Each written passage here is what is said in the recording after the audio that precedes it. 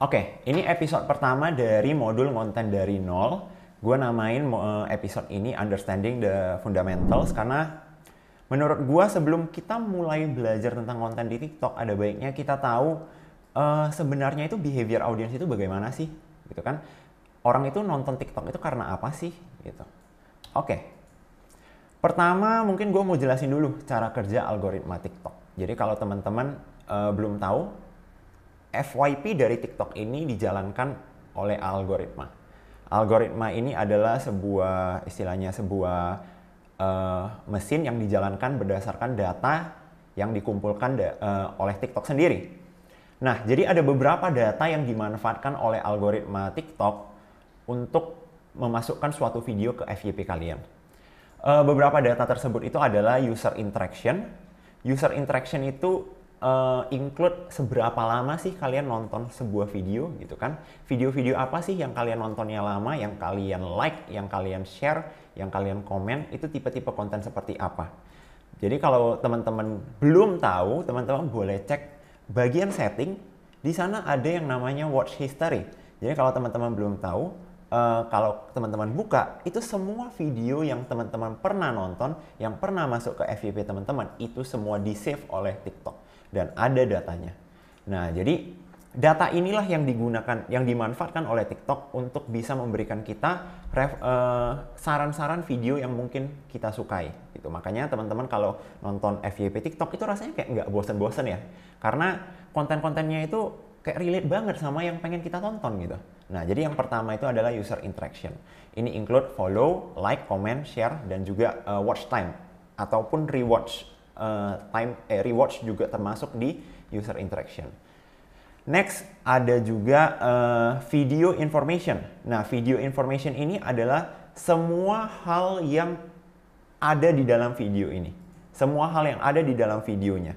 Ini include in text video, in video text gitu kan. Terus caption, hashtag, dan juga sound juga gitu. Jadi video information ini adalah semua data yang bisa didapat dari sebuah video untuk digunakan TikTok masuk ke algoritmanya.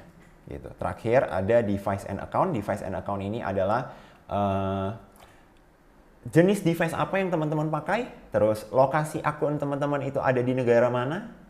Nah, ini semua juga digunakan oleh TikTok untuk mematangkan FYP-nya. Oke? Terus kita lanjut ke, ini adalah istilahnya skema dari algoritma FYP TikTok. Jadi kita mulai di posting video, oke? Pada saat awal-awal posting video, itu video kita itu bakal ditunjukkan kepada followers ataupun orang-orang yang lagi sering engage nih sama akun kita dalam waktu dekat. Nah, akhirnya kalau teman-teman sadar, tiap kali kita posting video, awalnya kan ditunjukin ke sedikit dulu penonton, mungkin 100, kalau di akun-akun awal ya mungkin 10, 20 dulu, kalau misalnya akun yang udah mulai ada followers mungkin 100, 200 gitu kan. Tapi pelan-pelan ada sesuatu yang terjadi, kalau misalnya teman-teman pantau secara seksama gitu kan, video ini bakal masuk ke suatu fase yang kok tiba-tiba viewersnya naiknya kenceng banget ya. Nah, di antara fase tersebut terjadilah penilaian performa video. Jadi TikTok bakal menilai performa dari video ini berdasarkan beberapa engagement yang dilakukan. Contohnya follow, comment, like, share, watch time-nya, apakah penonton-penonton yang nonton video yang teman-teman post ini nonton sampai habis, atau cuma 50%, atau cuma 25%, atau bahkan cuma beberapa detik langsung di skip. Nah, terus apakah orang yang nonton video ini nonton lagi, rewatch lagi? Nah, itu semua adalah data yang digunakan untuk penilaian performa video. Setelah itu bakal masuk ke evaluasi performa, di mana algoritma TikTok ini bakal menentukan nasib dari video ini bakal diapain. Gitu. Apakah nilainya itu tidak cukup lagi sehingga FYP-nya itu optimasinya itu bakal dihentikan. Makanya teman-teman kalau lihat kadang video itu udah FYP, tiba-tiba dia berhenti aja gitu, view-nya nggak naik lagi. Nah, itu berarti sudah diberhentikan optimasinya. Tapi kalau misalnya setelah evaluasi penilaian performanya masih bagus, itu video teman-teman bakal ditunjukkan ke lebih banyak orang lagi. Nah, makanya teman-teman kalau lihat FYP itu sistemnya kadang kenaikan videonya itu makin cepat. Misalnya awalnya itu view-nya itu tiap kali kita refresh mungkin naik 10. Terus pada saat FYP tiap kali kita refresh view-nya itu naik 100.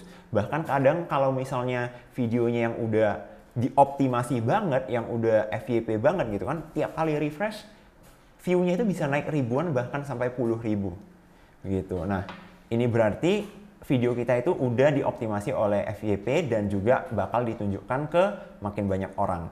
Nah, akhirnya flow-nya itu bakal ngulang lagi. Setelah ditunjukkan ke lebih banyak orang, bakal dilakukan penilaian performa lagi, terus evaluasi. Apabila masih oke, bakal dilanjutkan lagi, ditunjukkan lagi ke makin banyak orang. Jadi, cycle ini bakal lanjut terus sampai evaluasinya ini menjadi buruk. Evaluasinya ini menjadi, poinnya itu udah nggak cukup nih, akhirnya diberhentikan optimasinya. Makanya sebuah video yang FYP itu nggak bisa FYP selamanya. Oke? Terus, ini yang mau gue bahas dan menurut gue ini penting banget. Apa sih yang penonton mau dari video kita? Orang-orang nonton TikTok itu buat apa sih? Nah, ketika kita udah mengerti apa yang penonton mau, kita jadi lebih mudah menghasilkan konten-konten yang relatable dengan penonton. Nah, menurut gua orang-orang main TikTok, orang-orang nonton TikTok itu cuma untuk dua tujuan. Yang pertama itu mendapatkan informasi ataupun edukasi, yang kedua itu mendapatkan hiburan. Jadi teman-teman mau memastikan konten-konten teman-teman harus include salah satu dari dua poin ini ataupun keduanya. Nah, konten-konten yang memberikan informasi itu contohnya yang bagaimana? Contohnya itu seperti konten review atau sharing konten-konten fakta, terus bisa sharing pengalaman ataupun tutorial melakukan sesuatu. Makanya teman-teman kalau lihat, contoh nih kalau gue sendiri ya di akun skincare gue itu banyakan itu nge-review skincare. Kenapa? Karena gue tahu penonton gue itu pengen dapetin informasi tentang skincare. Gue juga sering sharing pengalaman menggunakan sebuah skincare tertentu. Karena kenapa? Orang-orang yang nontonin gue mungkin juga pengen tahu nih, si Koleo setelah menggunakan skincare A, itu pengalamannya gimana sih? Oke nggak sih? Gitu kan. Terus gue juga ada sering sharing soal tutorial trik-trik skincare terbaru gitu kan, atau cara mengkombinasikan ingredient tertentu. Nah, itu adalah sharing informasi gitu. Terus yang kedua itu adalah mendapatkan hiburan.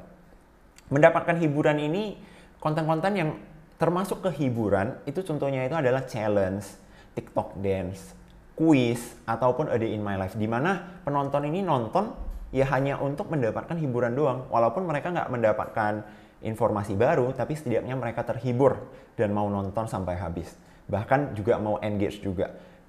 Kalau misalnya kasusnya itu di challenge atau TikTok dance, bahkan mereka juga mau ngikut ke challenge tersebut, mau buat versi mereka sendiri dari challenge tersebut atau TikTok dance tersebut gitu. Jadi buat teman-teman yang mau mulai konten, pastikan konten teman-teman yang teman-teman up itu wajib mengandung salah satu dari dua poin ini atau kedua poin ini.